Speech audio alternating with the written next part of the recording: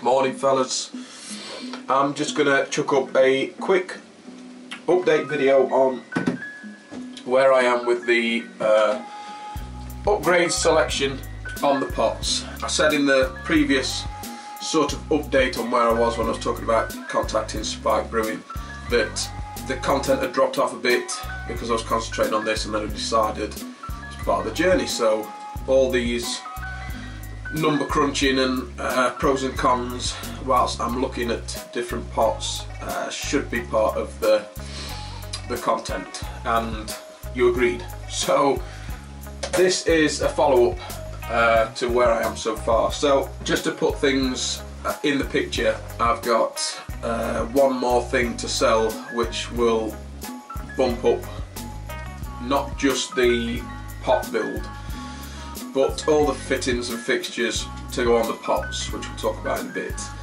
as well as the parts for the new control panel and the actual control panel itself. And that is, I've got an air rifle. I've got a 40 foot-pound, way over the top air rifle that's on a firearms ticket, so I can't just sell it to anyone. I've either got to go to a gunsmith. God damn it, Kaiser. I've got to either take it to a gunsmith's to sell it because it's FAC, sort of firearm certificate, or I've got to find someone with a firearm certificate that's got all the criteria on his firearm or her firearms ticket that I can then sell it to. It's a ball ache selling them. I'll be better off taking it to a gunsmith because they can take pretty much anything. But yeah, I bet you never thought that, eh? Ha ha ha! New to homebrew with a firearm certificate. What goof gave him a firearm certificate? Oh Jesus! But I don't use it anymore, and I reckon it'll drag in £300 to £400 into the build. As it stands, I pretty much have the money for the 3 pots. I think I'm short of 30 or 40 quid, which is neither here nor there. So I ran a poll on the New to Brew Facebook page where, again, I was lost. I was looking at Blickman, I was looking at Ss BrewTech, I was looking at other stuff, and I was like, a little bit, it was almost like there was too much to look at. I need to narrow it down. So I threw it out to you guys over there on the page, and it was a shocking result. So the post was new setup, I've been looking at both, and then Ss BrewTech and Blickman. The poll came out at a staggering 85% for Ss BrewTech and 15% for Blickman. That pretty much cemented in my mind what I was going for, because before the poll I was pretty much leaning towards Ss BrewTech after getting in touch with Spike, and that was a dead end due to the fact that they don't ship to the UK. Or they do, but it's very costly. So I was already thinking, you know what, I think it's going to be Ss BrewTech. I put the poll out. Turns out 85% of you that took part in the poll agreed. Ss BrewTech is where we're going. That is what's going to feature in the new build. I'm going to have 2 of their kettles for the HLT in the boil pot, and I'm going to go for their insulated mash tun, infusion mash tun, the 10-gallon one. It's fully insulated. It looks the business. For the 2 pots and for that mash tun, which we covered in the other video, it's £645. Now, size-wise for the pots, I jumped on Tony Yates's live cast. He did a couple. He did a 360 live cast and then a normal one. I think I caught the tail end of the 360 one, and then I jumped halfway into the normal live stream. I can't get my head around the 360 stuff. There's too much movement. I just want to look at a screen without it moving. Anyway, I jumped into that. I started chatting in the chat, obviously, and Tony then brought up, "Oh, Tom's here. How you doing? How you getting on with your Sharpier leaderboard?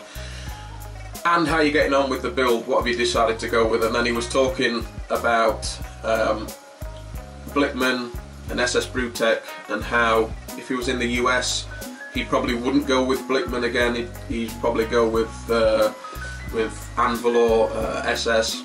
And he said, he gave me some advice, which was, when you're looking at the size of your pots, don't go with 15 gallon, go with 20 gallon. And I started to get a little bit worried because I wasn't even looking at the 15 gallon pots, I was looking at the 10 gallon pots. I left a little joke saying, no, I was looking at the 5.5 gallon pots. But his reasoning for it was, and I can completely understand this, is that with the 20 gallon pots you have scope to do more. So on his 15 gallon kettle system, the Blitman system that he's got, he'll do a 10 gallon batch and then split it. So he's filling 2 corny kegs at the end of it. He splits the batch and has 2 fermenters going 5 gallon a piece in one brew day. And he was saying, why spend a full day brewing to fill 1 fermenter when you can have a full day brewing and fill 2 fermenters? And I completely get that. That makes perfect sense. However, the way I've always brewed is that I've only ever done a 5 gallon batch. And I know people are going to be saying, yeah, but you can still do a 5 gallon batch in the 20 gallon pot, and then if you decide to do a bigger beer or do a split batch, you have that option because you've got the bigger pot. And that is also true. It's also food for thought. But there are a couple of things, a couple of reasons why I do 5 gallon batch at a time, and that is, one, I think Tony said that he'd got like 7 cornies that were empty. So if you're doing double batches like that and filling 2 fermenters and then 2 kegs, if you've got plenty of cornies, then you've got plenty of room to brew up another double batch a couple of weeks later, because you've got somewhere to put it. So I've only got the 3 kegs, which means I can have 3 brew days and they're full. The other thing is, I don't think I've ever had the urge to have 10 gallons of one beer. I like to brew a beer, drink it, and then do something different, and drink it, and then do something different. And that also lends to the channel, content for the channel. If I did a double batch, I'd have twice the amount of beer to drink of the same beer before I could brew again. So the brew day content would slow. And I think he's in the same situation that I am. He said that he's the only person in his house that drinks the beer. So I think he said sometimes he even has to tip some beer because he just can't get through it. So I like to keep things fresh, not in the sense of beer being fresh, but a different beer that's being brewed, a different recipe, a different style possibly, but also I get to drink different beers instead of having 10 gallons of the same. So that's my thinking of why I'm going to stick with the 10 gallon pot, and also price wise. The 10 gallon kettles are 160, the 20 gallon pot is 225, yeah, so they're £65 dearer than the 10 gallon pot, which isn't bad considering you're doubling your volume, but that adds another £130 onto the build cost. So although I'm not in any rush really to get the new build on its way, now I've got my teeth stuck into it, I want to get on with it. And although I'm not wanting to skimp on the cost, so if it takes me longer to get there, then so be it. At the same time, I'm thinking, is that £130 more that I'm going to spend on the 20 gallon pots going to be justified for the just in case I want to do a double batch, which I've never done before. I've never had the urge to do a double batch before. It would be nice to have that option, but if it's going to add £130 to the cost when I've never had that urge before, is it going to be worth it?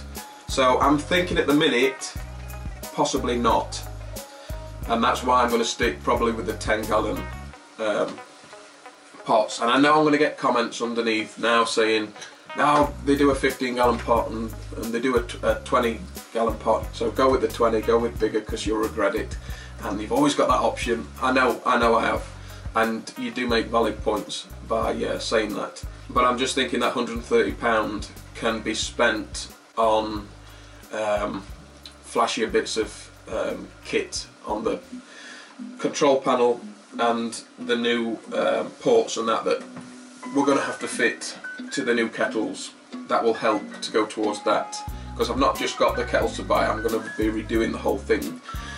So as it's looking, it's going to be the 10-gallon Ss BrewTech kettles and their 10-gallon infusion mash tun. Now the kettles that I'm using at the minute, Peggles, they are UK 10 gallons. The UK 10 gallons, and I can get to the brim 42 litres in them. The 10-gallon Ss BrewTech kettle, they've got it down here as 40 litres. I think it might be like 39 point something litres. I collect in the boil pot at the minute 26.2 litres to boil, and then by the time I've had my boil and we've left some in because of the trub in the kettle, then when I've run her off into the fermenter, I've got like 21 litres that I'm fermenting, and then again when I rack it, then I'm leaving some behind to fill a corny of 19 litres, and that's how I'm going to continue to do it for the reasons I've just said. So 26 litres is what I always sort of start the boil at, and these 10-gallon pots are 39, 40 litres, so they're going to be big enough. I've just had a look at the dimensions. The dimensions are 16.5 inches tall, the pots, by 13.9 inches in width. Measured the boil pot which I'm using at the minute, and it's just marginally small. In fact, the height is the same, and the width is just a little bit bigger on the keg that I'm using as a boil pot. I think the reason why this boil pot looks bigger is because obviously it's got the skirting at the top with the handles for carrying, and it's got about 3.5 inches skirting on the bottom to make up the keg. But the actual kettle size that's in between them two skirts is pretty much the same size as the Ss BrewTech kettles. It's just, if you look at it, it's just like hovering in between two pieces of stainless steel, so it looks bigger. So I think size-wise, 10 gallons will be fine for how I brew, for what I'm brewing up. I'm going to be rejigging the bench, I think. I'm thinking I might have to look out for some sort of stainless steel catering table or something like that that will fit in here, because the pot sits on kitchen worktop at the minute, as you know, but because it has that skirting on the bottom, you haven't got the base of the pot touching the worktop at the minute, and that obviously will change when the new pots come. So I don't think they'll like it too much. I might have to swap that out for some stainless steel, or get some stainless steel attached to the worktop or something like that, but probably best to swap it out for a stainless steel table.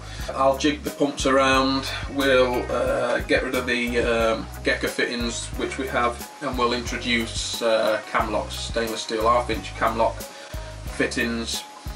And I think as well we're going to be buying a bit more of the silicone hose. This is fine, because I think there's some that's just done HLT work, so it's just had like hot water through it. The other tubing is starting to discolour, so maybe I'll change that out, but we've got all that to sort out as well, so that extra money will go towards that. Someone did say to me, a couple of people were saying to go to Brew Builder. Go to Brew Builder, they'll build the pots. And I'm not going down that route, but the Brew Builder website has most of the things on there that I was looking for that I couldn't find. So they sell the elements, they sell the 1/2 inch cam lock fittings, they actually sell the food grade platinum silicone hosing on there. There's a lot of stuff on one website that I can get a lot of the stuff for the build, which is brilliant. It's just a a time saver to have one place where you can go and go, yes, I could do with them, I found them, and I could do with that, and they have them. And I can do with the elements, they have them. Although I'm not going down that route for having the pots built, it's a fantastic website to get stuff off of, because most of the stuff's there. So just to wrap it up, I've done a rough breakdown for materials for HLT mash tun and the boil pot, and we've got the kettle itself at £160. We've got, I'm going to go for a ripple element at 3 kilowatts. That's less power than what I'm using at the minute. We're going to be consuming less power. I can't quite remember where I got these. Oh yeah, I think the price for these were from the Brew Builder website. So £160 for the kettle, Ss BrewTech kettle, but let's say £40 for the element. The HLT is going to have a recirculation port. I do believe there's already one on the pot drilled, so I just need the weldless bulkhead fitting. I think they're 16 quid. I need a sight glass. I would like one with a stainless steel shroud that the glass sits in. If anyone knows where I can get one in the UK, all the ones I saw were in America, and they were quite costly when you took shipping into account. Failing that, it's just going to be pretty much what we have now, apart from we're going to be full stainless coming out of the pot. So yeah, the sight glass is 20 quid. Stainless steel Hermes coil, 25 feet. They do a 25 feet and a 50 feet Hermes coil. The 25 foot stainless steel Hermes coil is £57.50, making the total cost, roughly, of the HLT build £293. The mash tun doesn't have to have anything else added to it apart from possibly a recirculation port through the hole that's already drilled out. I didn't think the 10-gallon pot had a hole drilled ready for it, but I think it does. I think it's just blanked off. So £325 for the mash tun, and then £16 for a bulkhead fitting to get recirculation, so I can keep the lid on then. The boil pot is obviously another £160 for the Ss Brew kettle, £40 for the ripple element, £16 for the whirlpool arm and bulkhead fitting, and again £20 for the side glass, which brings the boil pot to £236. So I'm just a quick rough idea of what I need. Of course, once I've got the pots, that costing's done, and then, like I say, everything else, then get the air rifle sold. The saving of £130 by not going 20 litres all goes to paying for the bits and bobs that turn the kettles then into working HLT, boil pot, etc. So that's where we are with it.